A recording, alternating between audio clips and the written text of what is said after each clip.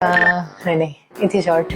એથી શોર્ટ એટલે આટલા થોડાક વધારે શોર્ટ. આટલા હા સાચે સાચે. Sure yes. કોન્ફિડન્ટ બોલો મનાલી મેડમ શું કરવાનું છે? કંઈક અલગ, સમથિંગ કલર ડિફરન્ટ. થઈ ગયો છે, કટ થઈ ગયો છે, નહીં, હવે થોડુંક સેવેજ લુક જોઈએ છે, કંઈક અલગ જ. સેવેજ.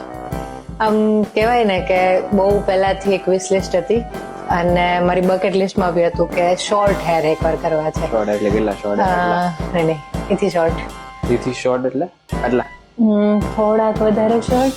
આટલા હા સાચે સાચે. Sure yes confident. યસ. કેટલા વર્ષથી આટલા હેર છે? ઓલમોસ્ટ મેં લાસ્ટ હું લાઈક 7th હતી ત્યારે મેં કટ કરેલા પ્રોપર લાઈક એટલા શોર્ટ કટ. એ પછી મારા હેર ગ્રોથ થયા જ છે પૂરેપૂરા અને ઓલમોસ્ટ લોંગ જ રાખ્યા છે અને બાય ધ ટાઈમ થોડા કટિંગ કર્યા છે બટ એટલા બધા લોંગ ક્યારેય કટ નથી કર્યા. ઓકે. લાંબા ટાઈમથી લગભગ 10-15 વર્ષ થયા એક જ લુક, એક જ routine. Bus I just tried કે બ્રેક કરી દેવું જરૂર. Yes સેવેજ look. Yes something for me એના જેવું. આટલી લેન્થ યસ. શ્યોર. સી આ જોઈ લો કદ ના આવું લાગશે. This time Manali choose herself. હે ને? Yes sure. યસ પાક્કું પાક્કું. ડન ને? ડન.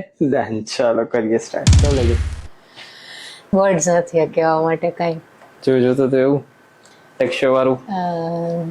કોઈ વ્યક્તિ અગર 10-15 વર્ષ આ વસ્તુ માટે વેઇટ કર્યો હોય ને તો એનું લાઈક વર્ડ્સમાં તો કહી જ ન શકાય.